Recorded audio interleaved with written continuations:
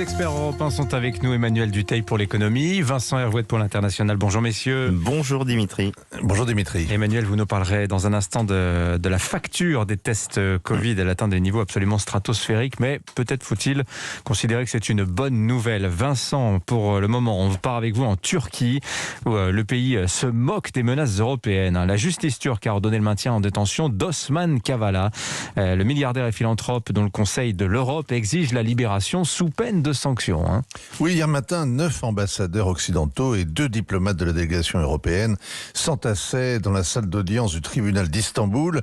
Et c'est donc ensemble qu'ils ont essuyé le refus, le mépris, la fessée publique que leur ont infligé les magistrats en décidant pour la 3e fois en 3 mois de maintenir Osman Kavala derrière les barreaux. L'intéressé s'y attendait tellement qu'il avait refusé de sortir de sa cellule. Cela fait 4 ans qu'il y croupit sans jugement, 4 ans. Il a eu le temps d'y réfléchir. Il a dit qu'il n'avait plus foi dans la justice turque. Et ça, c'est l'aveu d'un innocent. Les criminels endurcis ou les professionnels de la politique savent combien les magistrats sont susceptibles. Et pour les amadouer, ils répètent qu'ils ont confiance dans la justice de leur pays. Alors Osman Kavala, il n'est pas très connu en France, mais il est devenu un symbole. Il est l'ennemi que s'est choisi le président Erdogan, sa bête noire, son bouc émissaire. Il incarne tout ce que le sultan déteste. Un héritier, il est né à Paris, élevé au Royaume-Uni, le symbole du cosmopolitisme. C'est un partisan de la Turquie arrimé à l'Europe, un laïc dont les relations avec la mouvance islamiste sont décomplexées. Il a été l'un des premiers à dénoncer la secte de Fethullah Gülen, à l'époque où Erdogan s'entendait comme larron en foire avec le prédicateur pour noyauter l'État. Osman Kavala a mis sa fortune au service de toutes sortes de projets culturels qui militent pour le droit des minorités, la question kurde, la réconciliation avec les Arméniens. Erdogan déteste ce Robin des Bois et le compare suprême insulte à George Soros. Il l'a fait embastiller sous prétexte qu'il avait poussé aux manifestations de Gezi en 2013. Et quand cette accusation a été balayée, eh bien une autre a pris aussitôt le relais. La participation au coup d'État de 2016. Il est accusé d'avoir voulu déstabiliser l'État. Il risque la prison à vie.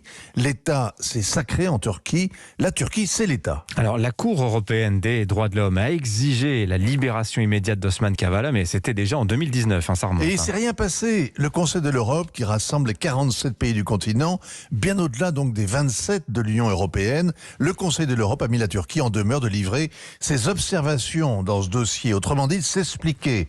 L'ultimatum expire demain. On serait curieux de voir ce qu'il y a d'ailleurs dans le dossier Kavala. Sans réponse, le Conseil sera au pied du mur et devra passer à l'acte. Il n'aura plus qu'à imposer des sanctions. Ce serait la toute première fois en 70 ans d'existence.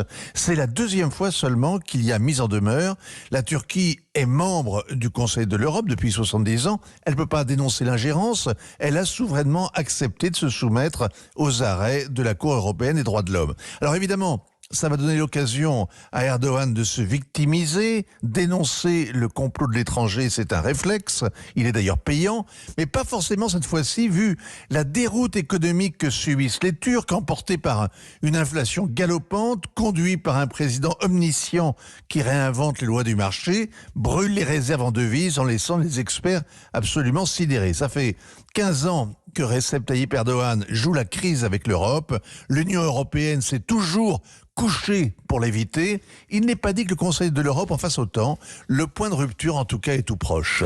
Signature Vincent Hervouet, merci à vous. À la page économie.